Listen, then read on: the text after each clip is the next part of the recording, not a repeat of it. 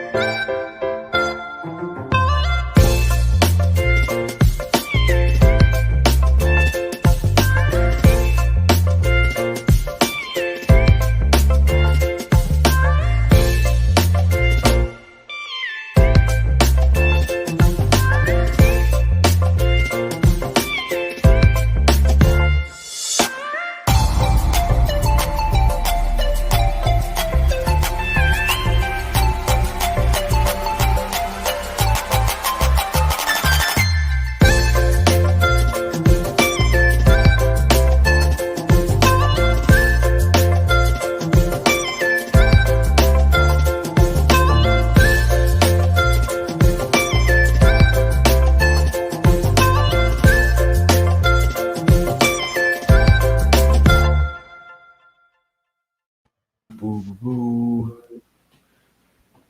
Yo. November getting up out of here too, man. Welcome back. Thursday, November 18th. The Man Pod is back. November. Holidays are here. Christmas pretty much here right now, man. I know you over there getting ready. How your day been going so far, man? Man, been going good, man. You already know how that last quarter of the year be, man. I feel like that last quarter be flying by. Facts, man. Are you a New Year's resolution guy? I think mine's really be like the same every year. It just be like, just get better. You know what I'm saying? Like just get better. Continue to grow. That's kind of my New Year's thing, year in and year out. How about you? Yeah, I'm definitely a resolution guy, but like it's usually typical same stuff.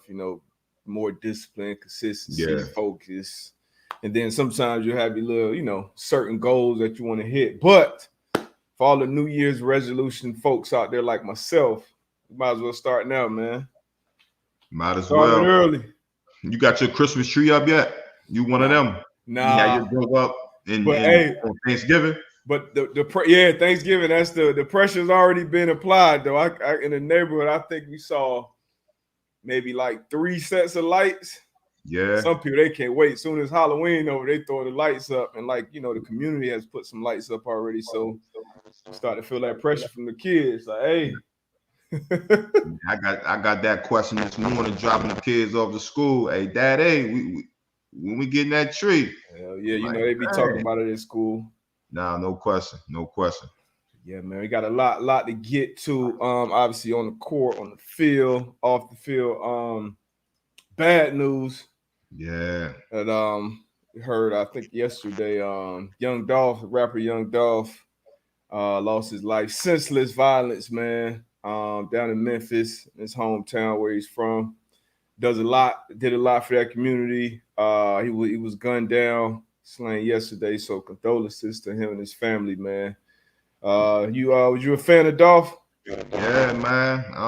The Memphis rappers, man, been coming on tough, but definitely Young Dolph had a lot of hits, man. It was dope just to see him at Jackson State homecoming in the locker room after they win. Him interacting with the players, man. And it was, like you said, man, just shocking news.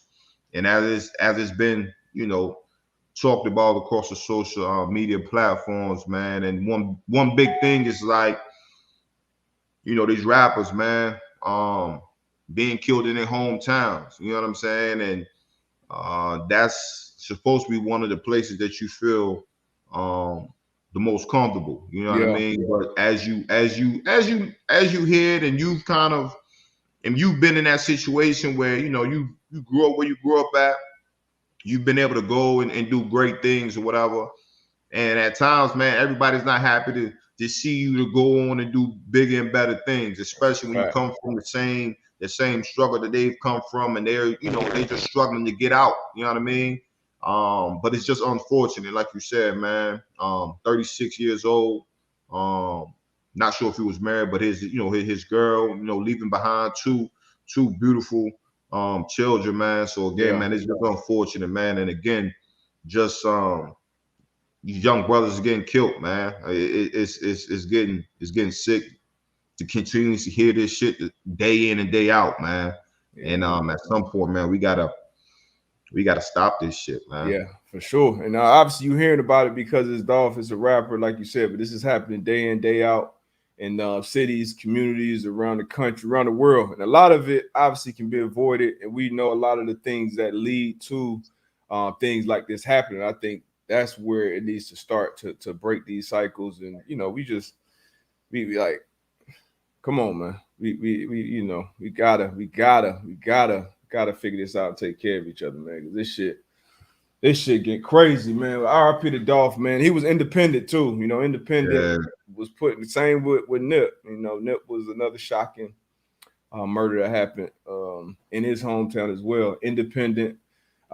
He reportedly, was buying a bunch of properties for his kids every year for their birthdays. So he was doing things, the right way. So hate to see a young man losing his life like this, man. Supporting a small business in his own community at that, which is fucking wild, man. But praise to the family. What we got, man? What you want to start with, man? Man, let's jump on this NBA, man. Let's talk some hoops, man. NBA, we got some overreactions coming from the NBA already. Hey, I'm gonna say this, man. I think you had said this probably like it may be like early this year. And you even made a comment about Steph. I don't know exactly what it was, but Steph is very, very, very special, man.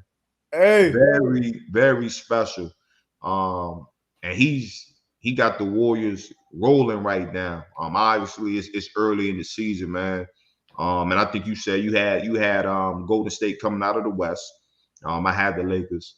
Obviously it's still early. I want to stop you there. I want to stop you right there. I know it's early. But don't interrupt me, bro. Nah. I need to stop you right motherfucking there and talk about these Lakers. Are they still favorites? Still favorites to win the West. It just came on my TV actually. Plus 280 favorites according to some sports book.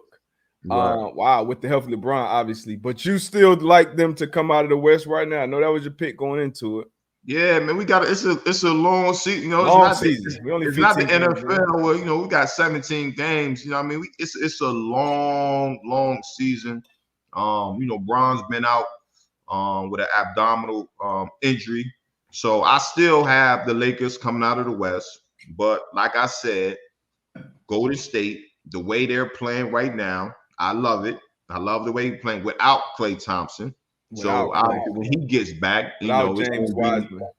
Without James Wiseman, when them guys get back, we're gonna see how it's gonna look. But I still have the Lakers come out of the West. But hey, I tip my hat to Steph, to the Golden State Warriors, man, playing some beautiful ball right now.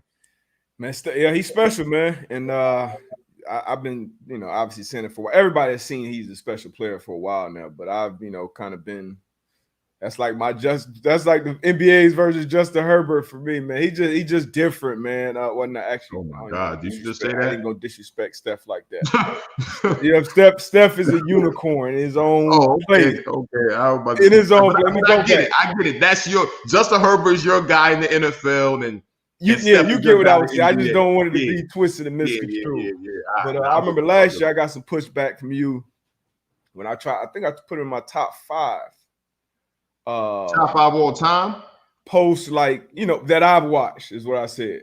I remember that conversation we had. And I think Shaq was left out of my top. He was like, "Damn, no Shaq. You're gonna put Steph?" And I had Steph over KD, and we had we're gonna revisit that. But yeah, we will. Let's get back to 2021, man. He's doing some special things. He's on pace to do, and he's doing it while a lot of other stars in the NBA are kind of regressing a little bit because of these new rules. Regressing? Who's regressing?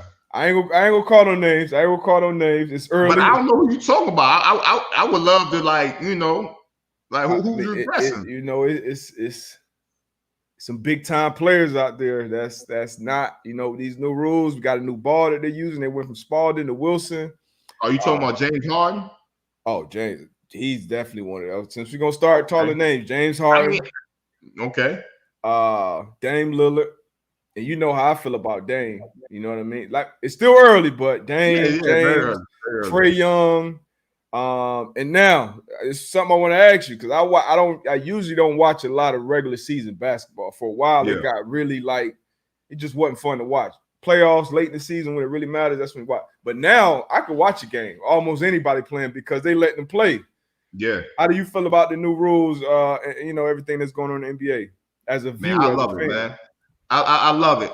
You know what I'm saying? And I think I think everybody who's a fan of sports, this past couple of years been kind of saying like leaning towards like it's getting soft. You know what I mean? So being able to see these players play, soft.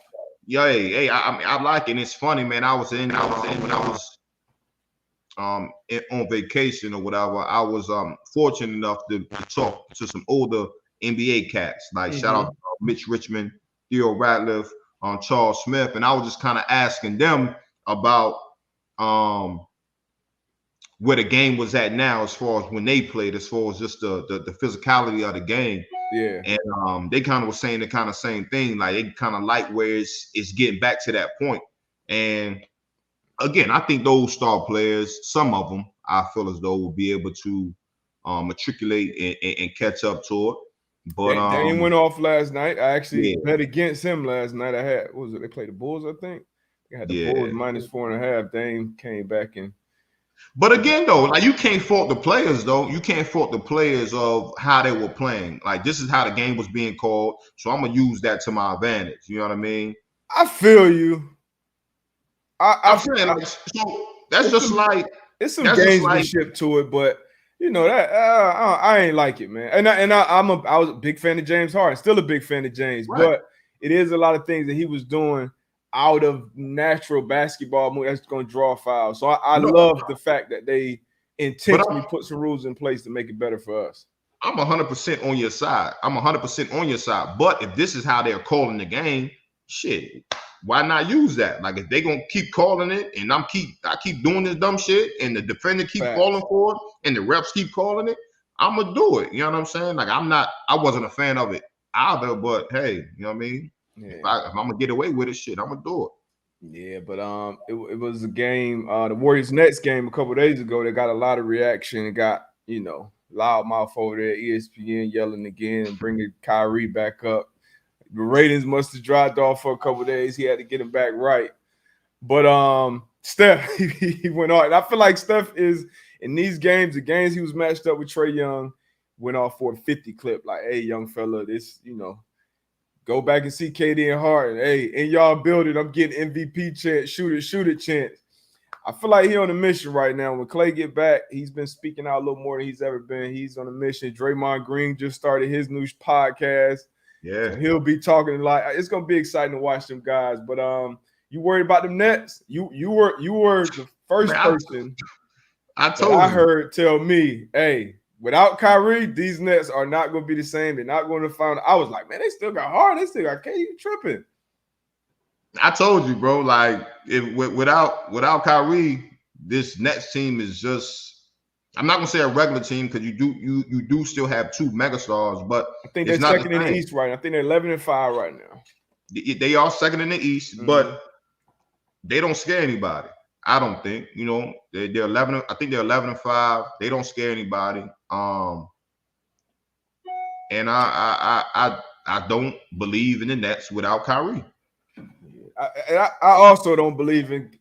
Oh man, I feel sorry for KD, or I feel sorry, man. Come on, man. You got James Harden right there, bro. You got two of the top 10 players in the league on the same team. You got Patty Mills, like you got. Come on, man. You got Blake Griffin. You got players. Cut it out, man. Aldridge. They got to stop with this shit. But I love it, man. I love to see it. Big NBA news, though, in my space. That's huge. This is huge news. This is huge news for us out there, guys. I don't know who out there else in the crypto fam, but the iconic Staples Center, iconic, obviously the home of the Lakers and the Clippers for a while, and the Sparks.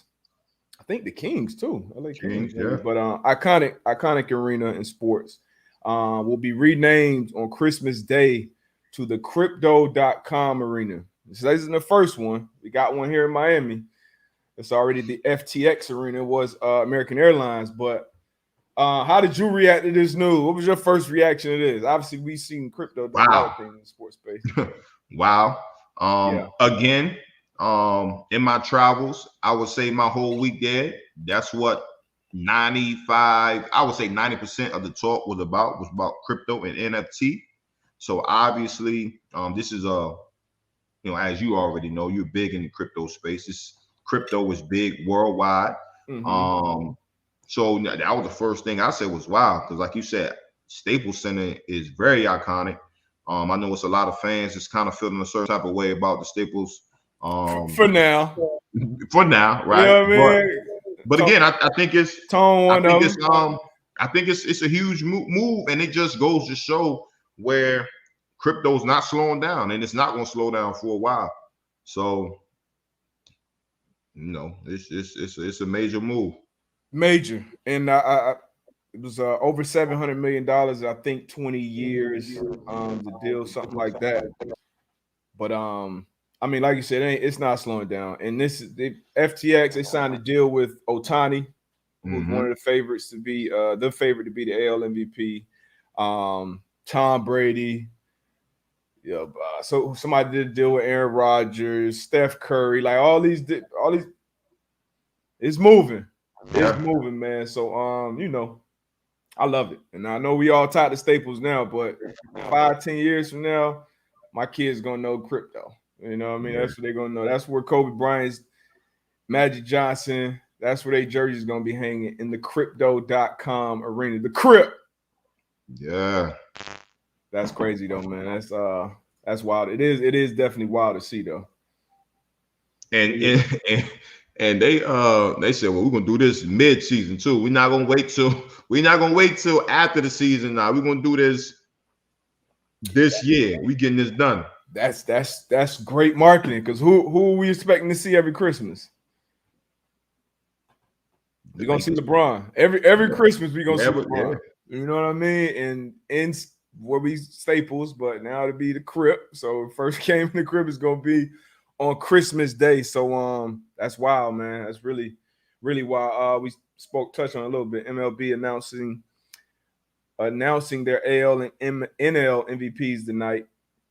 Ohtani and Bryce Harper are the betting favorites in each respective the AL and the NL. Let me ask you this, right? Because I know you're a huge baseball guy, right? So with a lot of Ohtani talk this year, obviously what he's been doing, I didn't hear a lot about Bryce Harper, but obviously still doing this thing. Yeah. A favorite, I guess, I mean, I'm about to answer my own question. Ohtani was doing what he was doing, so he deserved all that talk, but it's just because I'm not a big baseball fan. So just to see Bryce Harper was a betting favorite. MVP on his side in the National League. League, yeah. I mean, what Ohtani's doing is historic, historic in the sport. They're comparing him to Babe Ruth, who did it 100 years ago, and he's doing it better, in my opinion. So he definitely, rightfully so, dominated a bunch of the headlines, pretty much the face of the league right now.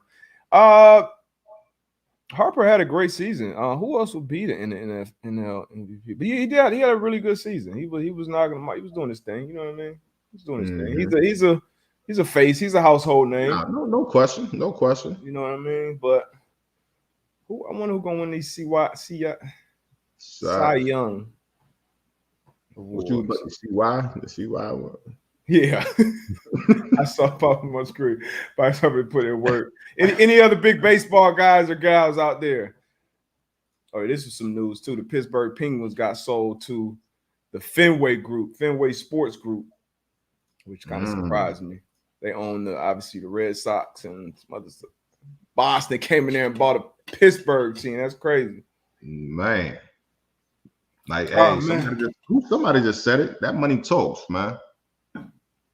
money Money talk, that talks, bullshit man. walk, 1,000 Hey, miles. say it again. Come there, cut that check.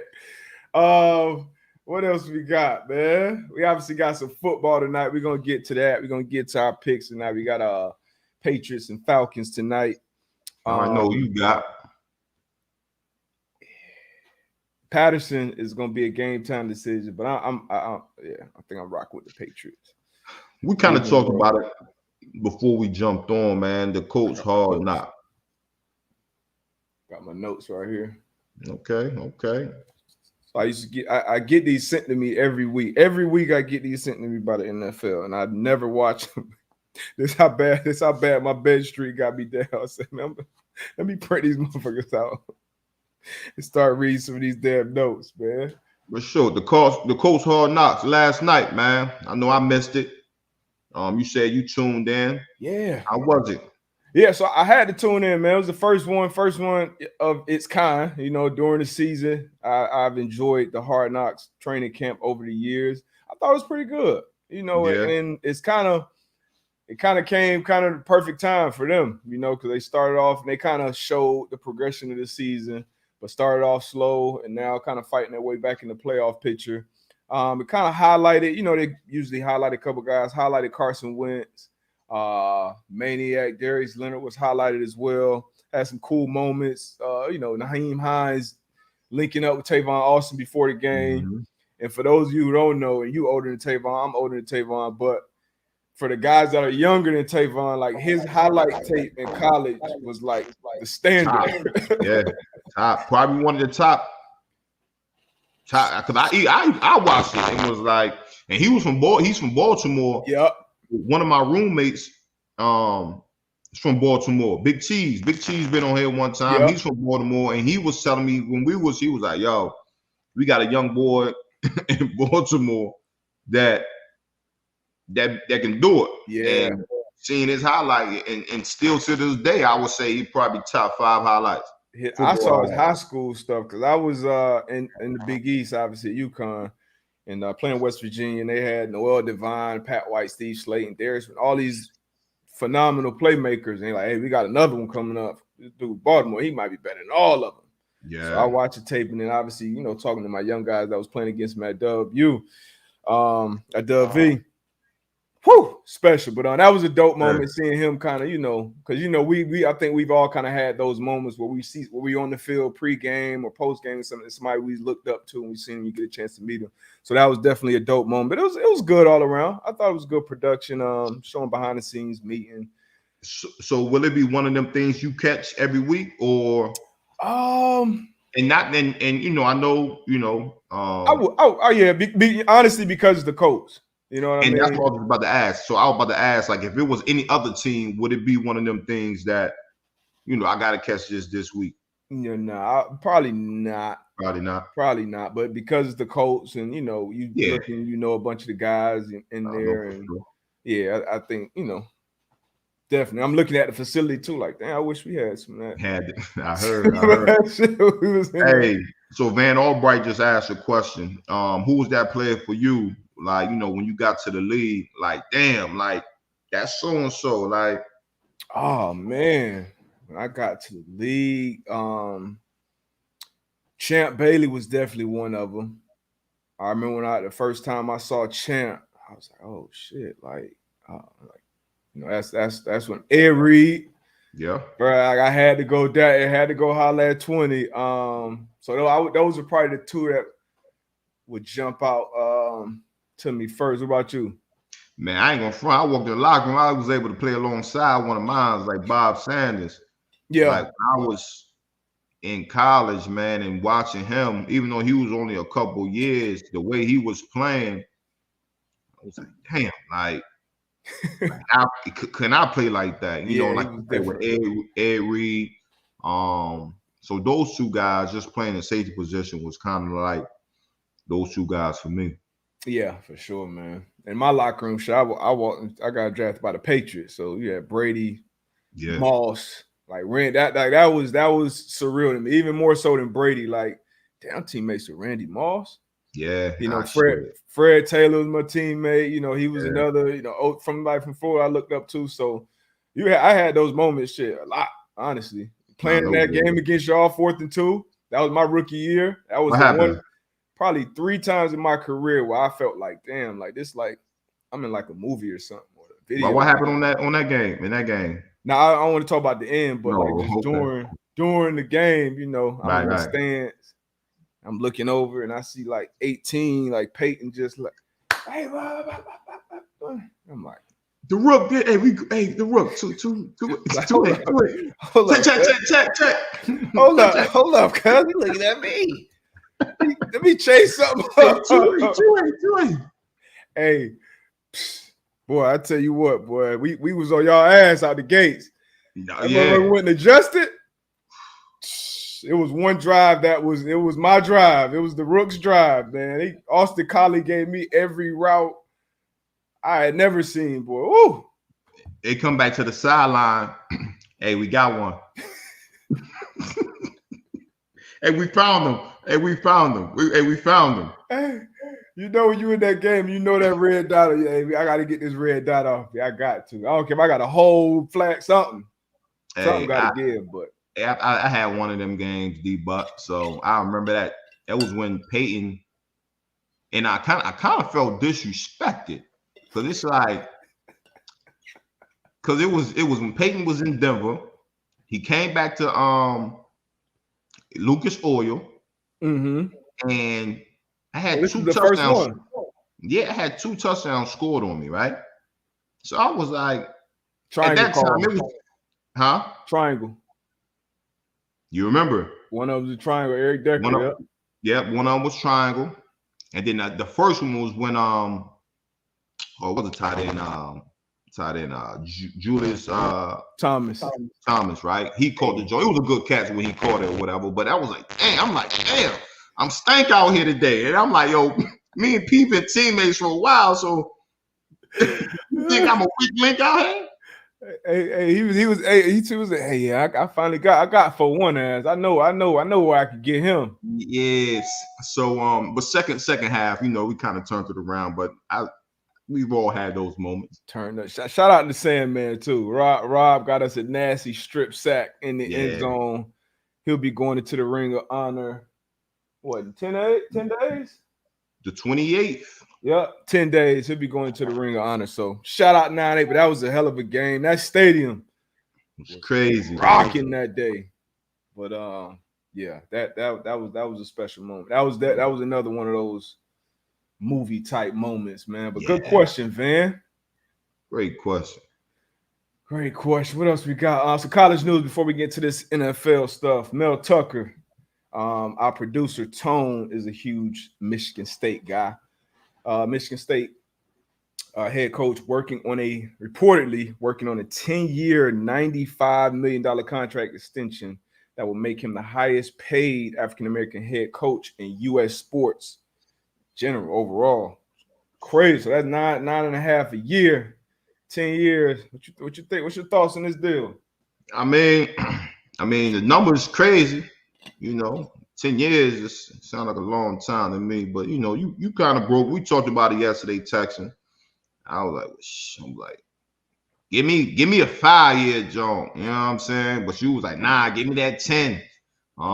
As a coach, so, as a player, give me the 5. As a coach, yeah. So I love to see it, man. I love to see, obviously, as we talk about, black and brown coaches being able to get the same opportunities as our counterparts. So for him going up there and revitalizing what Michigan State football is looking like, and them giving the university actually noticing that and rewarding him. So 10 year, $95 million. And I'm pretty sure some other big programs were looking at. I think LSU reportedly was, one of them, and some other people want them. So that's Michigan State. Like, hold on. like you said, money talk. So Yeah. you put Yeah. that Mel, like he only 17 games in, so love to see it. And Mel Tucker is a name that I've heard around football, just being a football player, been around the sport. He's a name that I've heard and always spoke in high regard. So I love to see good people getting taken care of, man. Shout out Coach Tucker. I'm not a big college guy, so I don't know, the exact details of what Michigan State's doing, but shit, I know he's doing something right. Yeah.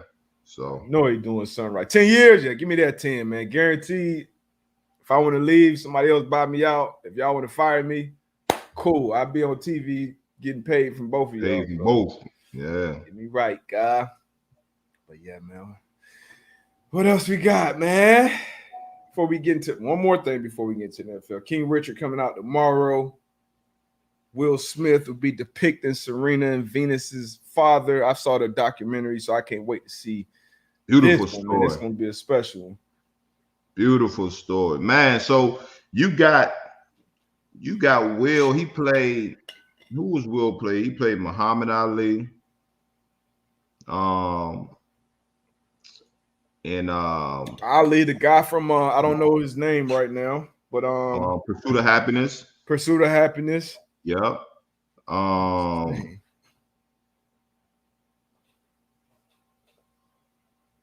Who else has Will played? Oh no.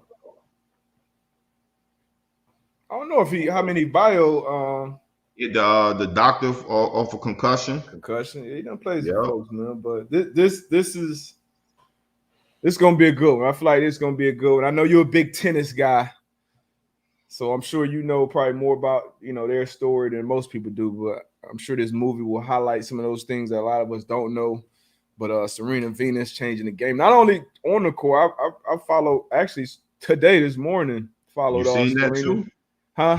Yeah, the Ventures. Serena Ventures. Yeah, I seen that too. I'm loving what artists and athletes and all these people who historically have been taken advantage of. And Chris Gardner, G.I. Joe 317. Chris Gardner, good yeah, shit. That's exactly G.I. Joe. But Serena Ventures, man, investor. I think she's a co-owner, part owner of the Dolphins and some other things. But big time, man. So y'all make sure y'all go watch story about the GOATs. Yeah. Beautiful story all the way around, man. Yes, sir. This game tonight, man, Thursday night football. I got to see my Thursday night football record this year. Week 11. Week 11. Patriots 6.5-point favorites on the road, going to both these teams coming off different sides of a blowout. Falcons got the doors blew off by the Cowboys. Patriots, took the Browns behind the crib, whooped that ass. 6.5-point favorites on the road. 6-4 Patriots, 4-5 Falcons. Who you got tonight? I got the New England Patriots. I have them winning and I have them covering tonight. Got them winning and covering. Short week, so you trusting the rookie on the road. I trust the Rook. I trust his system around him as well.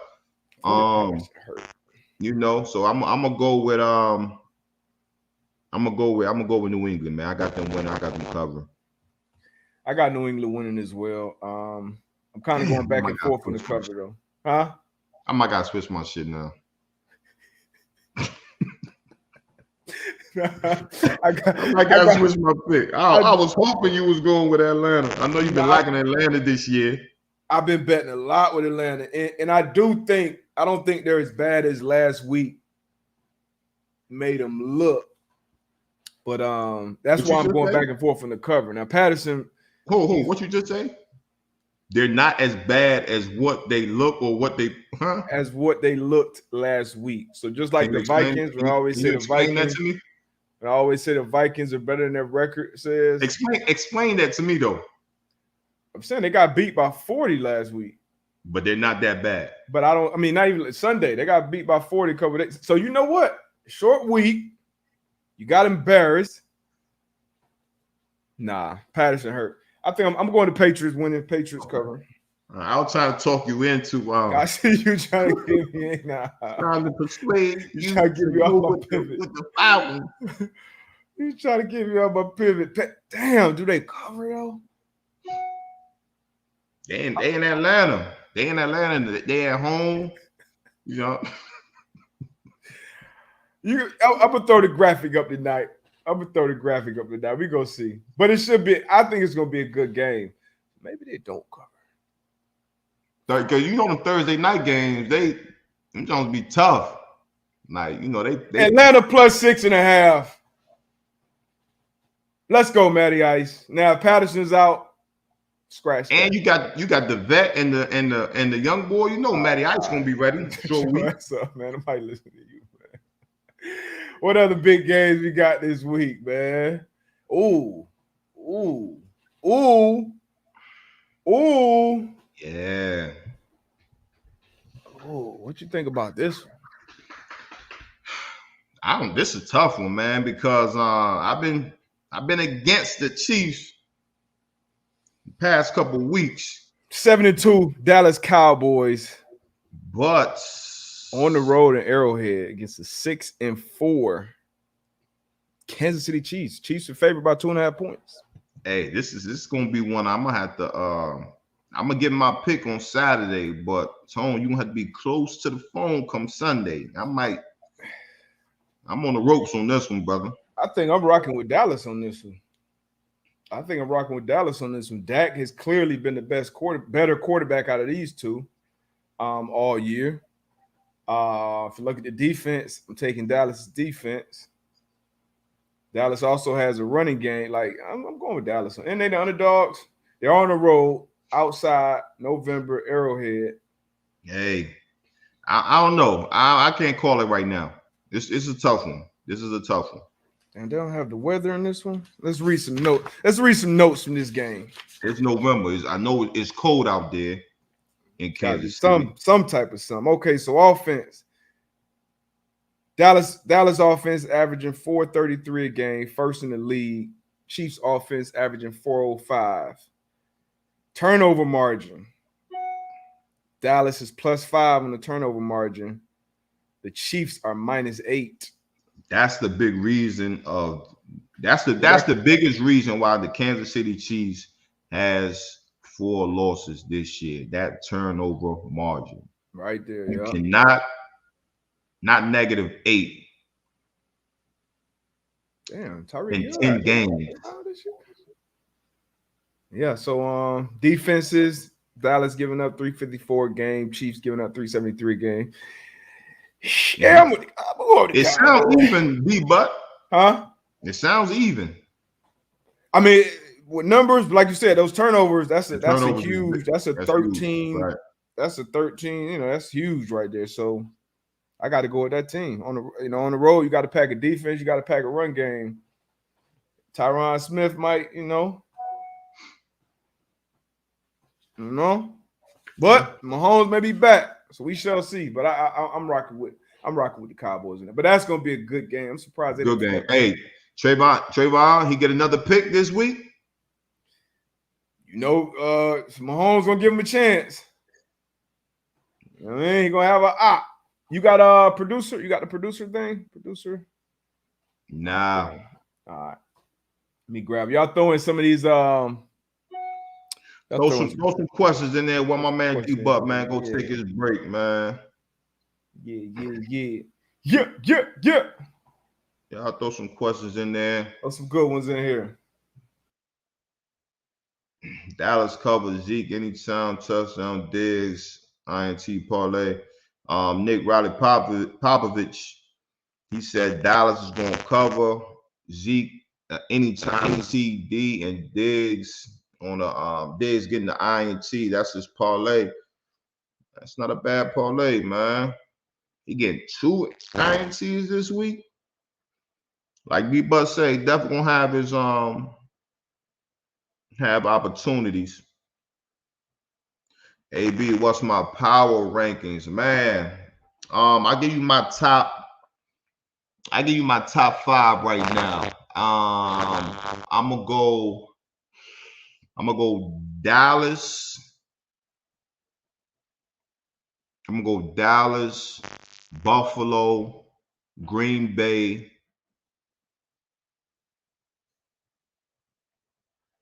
Dallas, Buffalo, Green Bay, Arizona, and the Bucks. Those my top 5 right now. Um, and obviously, week to week they could change, but those my top 5 right now. H Boogie say Packers at 1. Who just asked that question? Who was that? Tone? Tone, give me your 5, Tone. Give me your top 5. Nick Riley Popovich, I did not forget about them brownies. I did not forget about them brownies.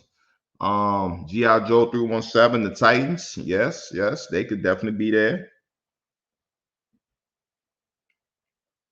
Marcus the Priest, out of those 5, which has the biggest chance at bust? Out of those 5, I'll probably I think you say left the Cardinals out. nah. I had the Cardinals in there. Oh, okay. I had Dallas, I had Buffalo, I had Green Bay, I had AZ, and then I had Tampa Bay as 5. No respect for the Titans. I forgot the Titans, but Pack, Titans, Bills, Cowboys, Bucks. I like that Tone. So Tone, he liked the Titans over the Arizona Cardinals.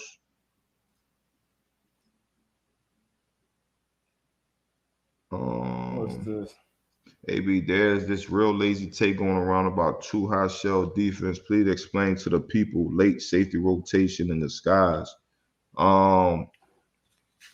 A lot of people in general know what the hell they They talking don't about. know. Yeah, they don't know what a 2 high shell defense, because a 2 high shell defense could be multitude of coverages. Like it's Everybody not say a they play cover 2. yeah. It could be cover 2. It could be cover 4. You could be trapping. It's so many different things you could be doing in a 2 high shell defense. You could be playing cover 4 on one side. You could be playing cover 2 on another side. Cover 2 on the strong side. Cover, you know what I mean? So it's different variations of 2 high shell defenses. Obviously, when you disguise, you want to show a quarterback 2 different looks. You want to show them a pre-snap look, and you want to give them a post-snap look. So again, a lot of times, you'll be in a 2 high shell, and a safety could roll down late. They can roll down to the flat. He can roll down and be a hook player, man. So it's a lot of different things that you can do in a defense. And the good defenses, they show quarterbacks them different Switch it looks. up. Yeah. They switch it up. I think that was the biggest thing when we used to play. I know one year we was in I was playing in San Fran, and we was playing against A-Rod. And what we did the entire game was just lined up corners and safeties. We lined up 10 yards, and we just lined up across the board. And we gave him that same look every snap, but we will roll into different coverages. Again, have him thinking after that ball is snapped. So again, man, 2 high shell, when you listen to the analysts, sometimes you got to mute the TV, man, because they'll have you thinking some. You better turn to the Manning cast. The Manning cast. So again, 2 high shell, Man cast. It's not lazy. It's actually some good shit if you have a great defensive coordinator and some leaders that can get you where you need to be. Yeah, we got we got to get the man-to-man cast this playoffs or next year or something. Networks, y'all have the network, but they don't know what the hell they talk about most of the time.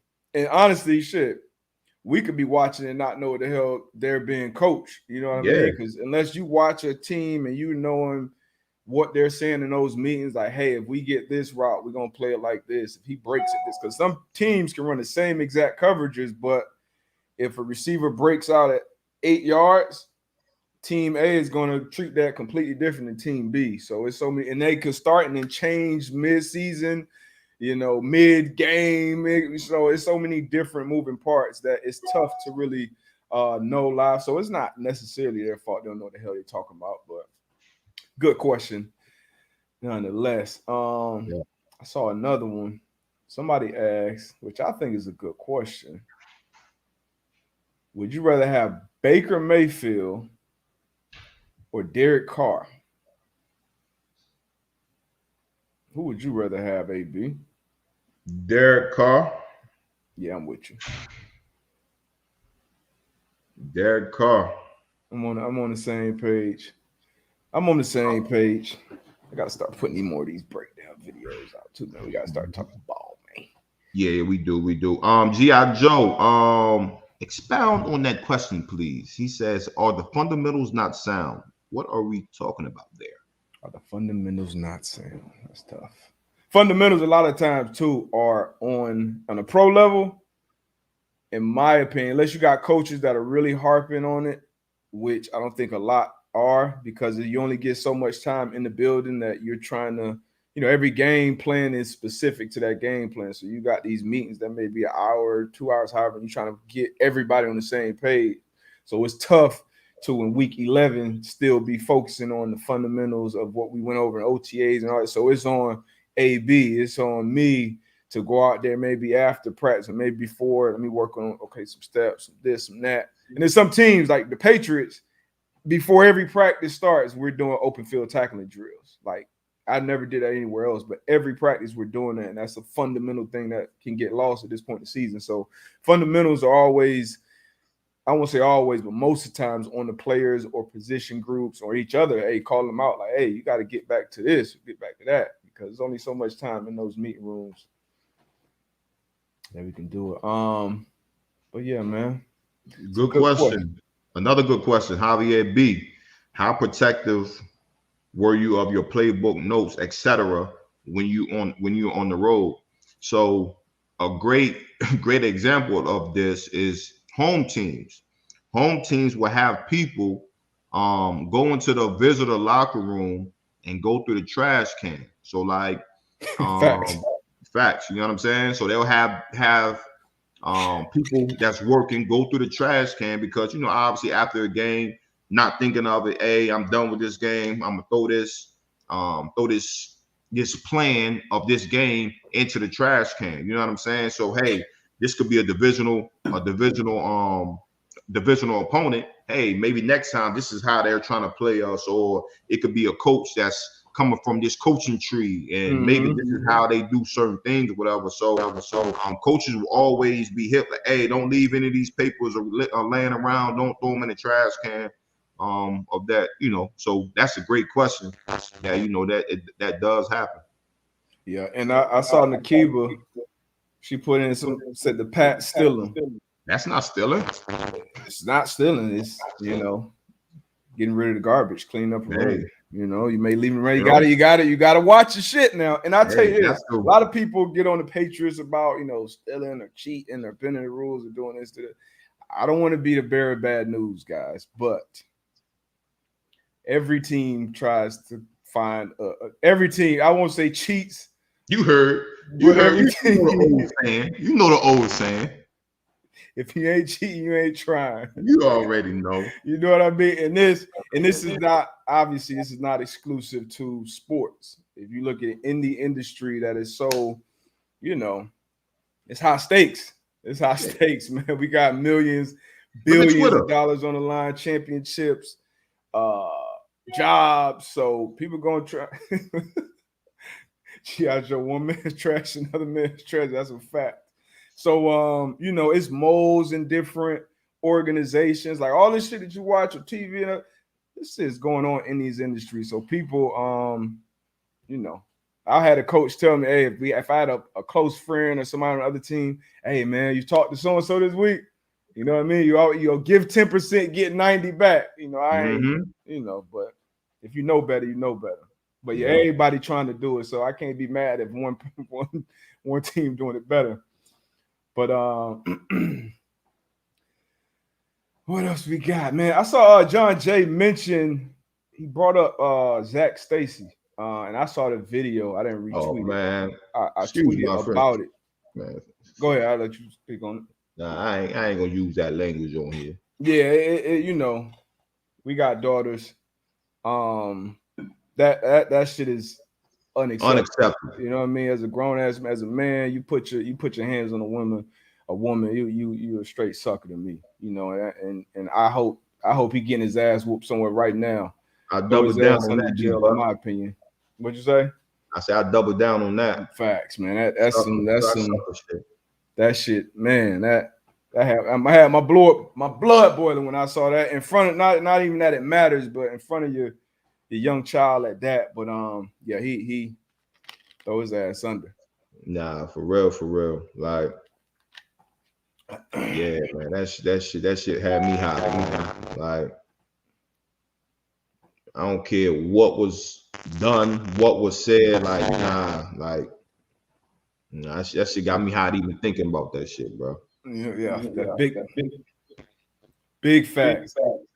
Hey, Nikhil, I don't sign no NDA, man. You know what I mean? It's certain things. It's certain things that, you know, it's cold to me. You know what I mean? No matter where I go, how valuable the information may be to somebody else.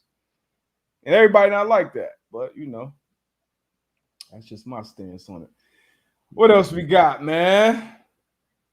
Any other good ones this week? What is this New Orleans? You put any thought in this one yet? 5-4 New Orleans Saints. I watched the film. Simeon look all right. Yeah, I mean he does. His defense, we know what they are. The Eagles are favored. But Philly been looking good, been looking decent. They've been looking pretty good the past couple weeks. I would say good, yeah. I would say Jalen Hurts is getting better every week. Yeah. Devontae Smith as well. So I haven't made a decision on this one either, but I think this is gonna be a good one. Colts and Bills. Matt Merringer, he said the Colts and the Bills are gonna be a pretty good one. I'm gonna tell you right now, Colts gonna cover that. They're gonna cover that 7. I don't know if they win or not, but they're gonna cover that. So I'm taking them against the spread. AFC matchup, baby. These guys saw each other last year in the offs. What other good ones? Any other good ones? Ooh, I think this is gonna be a good game. I don't. You're hot. This is Darius Butler's hot 4-5 Minnesota Vikings. Yo, my man said the Vikings was hot at 3 and like, man. You took that out of context. They're playing better than their 5-4 record. For what you said, that's all I can do. I mean, 4-5 record. I think they are a 6-3 ball club. Yeah, 4-5 ball club. At home. What my man Dennis Green said. What'd he say? Oh no. No, But Dennis Green used to coach for the Vikings. And the Vikings, you know, you get it should be enhancement. Pat P coming back off IR. Yeah. Cardinals, I mean not the Cardinals, the Packers. A-Rod dealing with this secret toe injury. Aaron Jones is out. Vikings at home. Divisional game. Who needs this game more? Who's going to be more desperate for a win? My hot 4-5 Vikings or you're top of the NFC 8-2 Packers right now? Hey, man. The Packers trying to create some space with their lead, man. So, you know. But, again, divisional game, you already know how them zones be. Like you said, Minnesota at home. You know, I think it's going to be a good matchup. But, you know. I think it's going to be surprisingly a good matchup. You see the Cardinals only favored by 1.5. I think Kyler plays this week. If he does, I have them winning. If he doesn't, I'm going Seattle all the way at home. I don't know, man. Seattle looked bad last week. Yeah, they did. No excuse. Bad. They got shut out.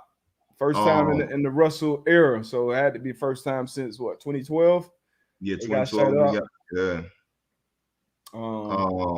So I don't know. It's gonna be a close one too, but Seattle looked really bad last week. I don't know if Russell he upped them treatment hours or not, He can't. Impossible. No, Impossible. no, it's not. 19 hours No, it's not. 19 hours a day. It's not. He could have put 20, 21 in this week to get back right. You feel me? Hey, his ass better get some sleep. That's always one of my New Year's resolution too. Get you 7-8 hours. Get some sleep. Actually, it was in his book too. It's a book Yeah, I'm you reading gotta right get them now. hours, man. It's a good book. You gotta get them hours in. Power of Focus. After obviously you get done reading, bet on yourself. But my co-host. Hey, that's a dope ass plug, bro. I appreciate that. I mean, matter of fact, where can we get that hat? Can we get that hat the same place we get the book? Hey, these hats are coming back, man. I'm actually working on that now. We gonna get them phones back popping. I still didn't get my DB hat. You gotta show me your ad. We had some supply chain issues. Okay, all right. I got you I though. respect that. Hey, less. I got you. Hey, look. So somebody talked about it.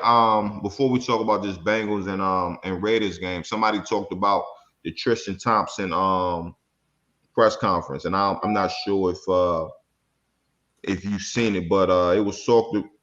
I think in the press, well, not the press conference. It was Luke Walton. Well, a reporter asked, "Do you think Luke Walton has to do more to motivate you guys?"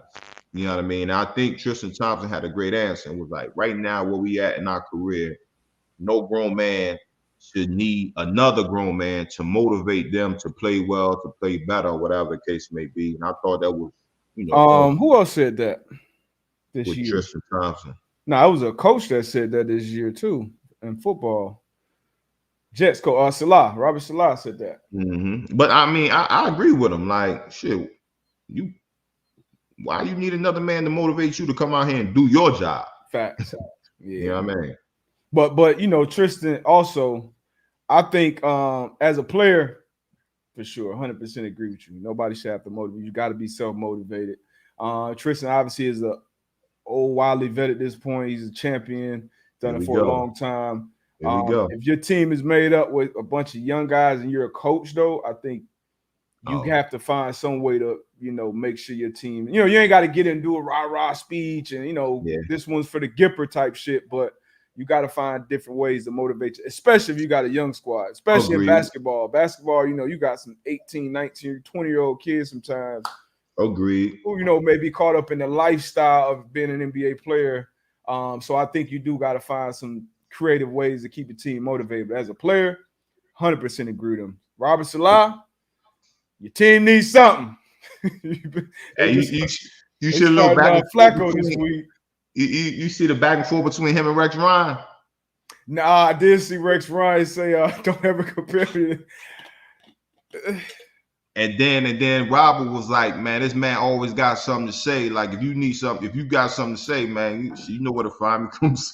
Come see me. You know the address. I'm in your old office, champ. Yeah, come see me. Stop playing with me, but that's what happens when you get on TV. You get on these networks, man. You gotta say shit to get some buzz, get people talking about you. Rex always saying some wild shit. I don't know what he meant by. I don't know the context of it. I haven't even heard Robert Salah compare it to, Rex outside of being rookie head coach, defensive guy with the Jets. Yeah. But Rex did do his thing early on with the Jets. Rookie quarterback too, Mark Sanchez. So they got Joe Flacco out there starting. Boy, the Mike White experience is over that quick. You know why? Damn. I mean, I told you he was gonna come down to earth last week, but damn. I mean, he got put in that starting position. It's a little different when all eyes is on you. It's a little different. He came in as a backup. We ain't know what we was gonna get. We ain't have whatever. But now you the starter. It's a little bit more pressure on your shoulders, baby. But we ain't gonna talk about that. There you go. Yeah, we move past. We moved past that. But shout out to the Mike White experience, man. It was a hell of a ride, young fella. Man, my man said I should have been the first round. First pick. First pick. Round. He said I should have been first overall. Woo. So this is not the last we see of Mike White, all right? You heard it first. This is not the last we see. That line did not grow well. But we got some breaking news from Matt Merringer. Appreciate you, Matt. The Bills' best O-lineman just got put on the COVID list. Who is their best O-lineman? Dawkins? 73? I didn't know who it is. I need a name. Put a name on it, champ. But that would obviously be big. Hopefully, first and foremost, hopefully he's healthy, recovers ASAP. But that'd be big as far as that game. Our pass rush, that's what won us the game in the end last week. So got some dogs up front. Spencer Bryan. What you got in that mug, B-Buck? Spencer Brown, huh? Huh? You can hear it. It's about coffee. Oh, some coffee. I seen you threw the Lokes on. I thought you was trying to, Nah, yeah, I got cover the gloss in the eyes. You know what I'm saying? Yeah, I had something in my eye. I expected. Thought you had some that wine you were supposed to get, and you ain't never seen. So it's all good. So love. Shout out, hey. Oh, coffee and Jameson. Who know that? Y'all know something out here, man. Oh man, what else? Oh, pop this game, and we ain't talk about it real quick before we get up out of here. It's another pick 'em pretty much.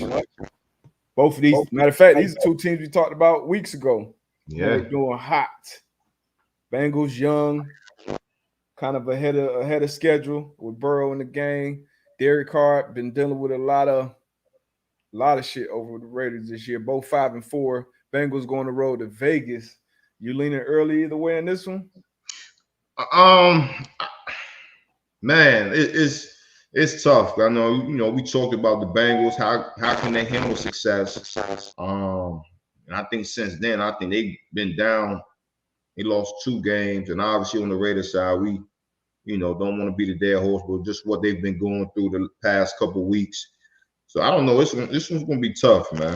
I don't know which way I'm gonna go on this one. I'm same. This is Vegas don't even know which way to go on this one, but this one I may just go to a home team veteran quarterback on this one.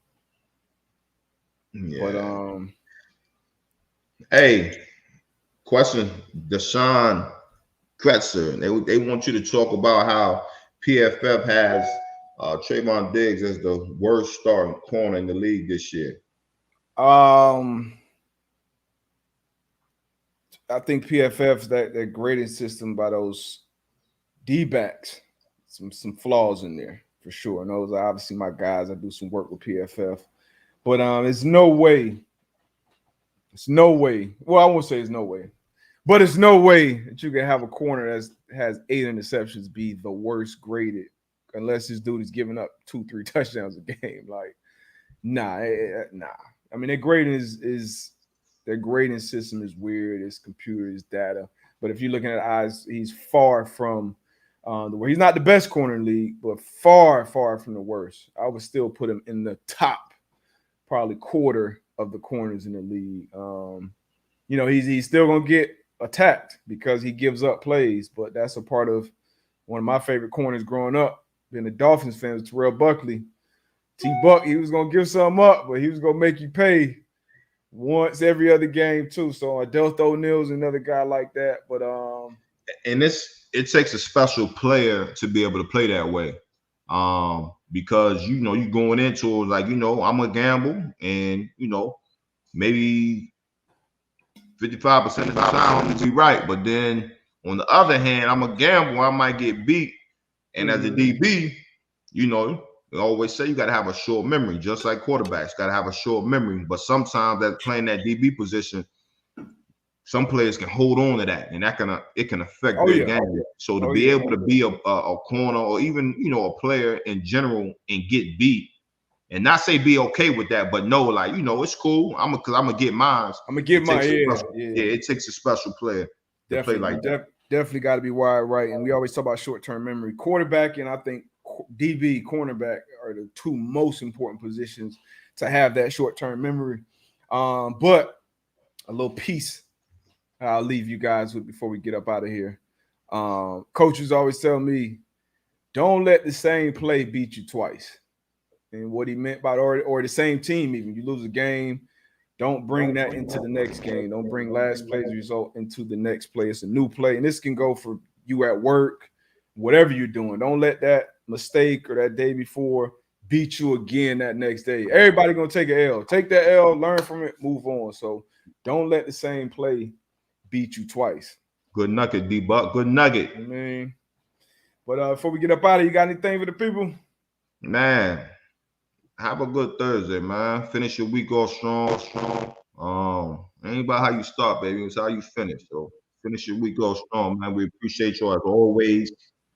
Y'all tap in with us on Saturday. We're gonna have those picks. And again, man, much love. Oh shit. You know what? Before we get up out of here, we got to get these mailbags real quick. We've been telling y'all to send the mailbags in. We got Nick. Nick's been sending them in. So we're gonna keep reading them, Nick. It's the mailbag, db202ab41@gmail.com. So send those mailbags in. We got one from Nick. And then we also got a trivia question for us. So I'm gonna play the trivia question first. Think about it while I'm watching. All right, AB and DB, here is your trivia question for the day. On this day in 2012, Matt Schwab threw for a staggering 527 passing yards to defeat the Jacksonville Jaguars 43-37 for his Houston Texans. That put him tied for second place with Warren Moon for most passing yards in a game. Do you know who holds the record for most passing yards in a single NFL game? Shit. I'm going to think about that. But I got a feeling that one of us may be involved. It might be a teammate or we got scorched one game. I know I've been on the other side of a game where I know some records. So I'm going to say Drew Brees. I'm going to think about it. I'm going to come back to you after this Nick question. Let me drop Nick. Good morning, people. Boys, I need some answers from you. So we've seen Cam Newton re-sign and ball out, and now he's coaching the fucking team. And then OBJ leaves the Browns. Both situations, they get painted as the bad guy, but they're good fucking teammates and good people. I don't fucking get it. OBJ, when he was hurt, he was helping the rookies learn, and he was teaching them routes and everything while he was on the sidelines. And we saw Cam Newton yesterday leading the fucking huddle, even though this is his first game back in I don't even know how long. Why the fuck does the narrative get painted against these motherfuckers? I don't get it. We need some answers.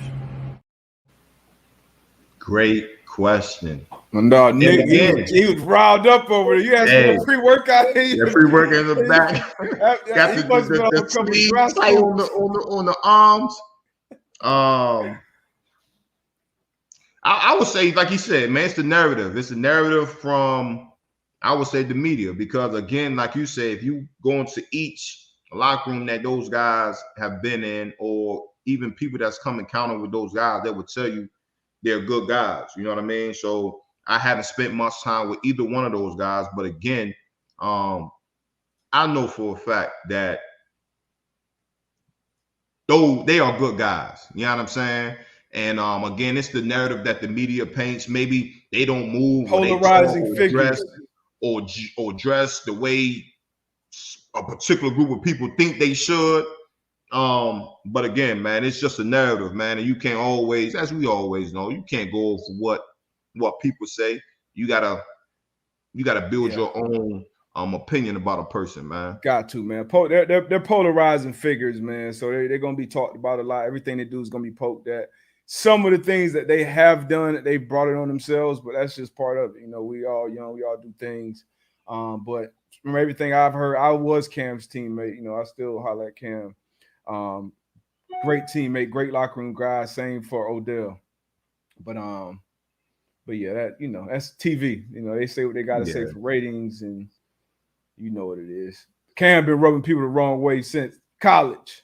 They done hated on Cam. So my answer to that question from you answered Nick's question, but my answer to Tone's trivia question, I'm gonna say Big Ben. I know he threw for a lot against us one year in Pittsburgh, so I'm gonna say Big Ben. Who was yours? You said Drew Brees? I said Drew, yeah. All right, let's see.